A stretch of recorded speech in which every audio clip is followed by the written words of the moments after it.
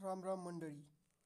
तर लाडकी बहीण योजनेचे आज अपडेट 10 एप्रिल.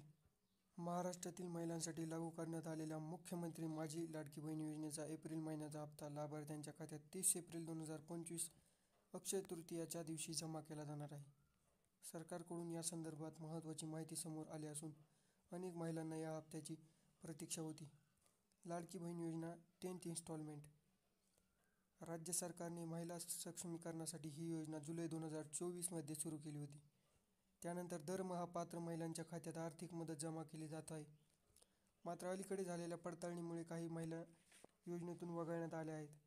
यामुळे एप्रिल महिन्यात लाभार्थ्यांची संख्या वाढेल की घटेल याकडे सर्वांचे लक्ष लागले आहे.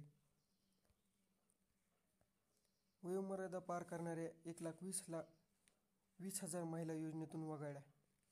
महिला व बालकल्याण मंत्री आदिती तटकरे यांनी काही दिवसांपूर्वी एक्सवर पोस्ट करत माहिती दिली की ह्या योजनेत 21 ते 65 वयोगटातील महिलांसाठी लागू आहे. त्यामुळे दर महिन्याला वयोमर्यादा पार करणाऱ्या महिलांचा लाभ थांबतो. सध्या 1,20,000 महिला वयोमर्यादेमुळे योजनेतून वगळल्या गेल्या आहेत. तसेच लग्नानंतर इतर राज्यात स्थायिक झालेल्या महिलांना देखील योजनेचा लाभ मिळणार नाही. आतापर्यंत सुमारे 11 लाख अर्ज अयोग्य ठरले असून 2.5 कोटीहून अधिक महिलांना या योजनेचा लाभ मिळत आहे. या योजनेमुळे महिलांच्या जीवनात सकारात्मक बदल झाल्याचे सरकारचे म्हणणे आहे.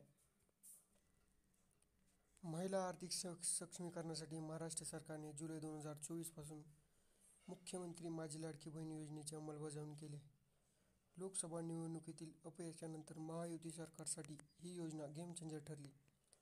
जानेवारीपासून पात्र महिलांची पडताळणी सुरू करण्यात आली आहे. कारण काही महिलांनी अयोग्यरित्या या योजनेचा लाभ घेतल्याच्या तक्रारी सरकारकडे प्राप्त झाल्या होत्या.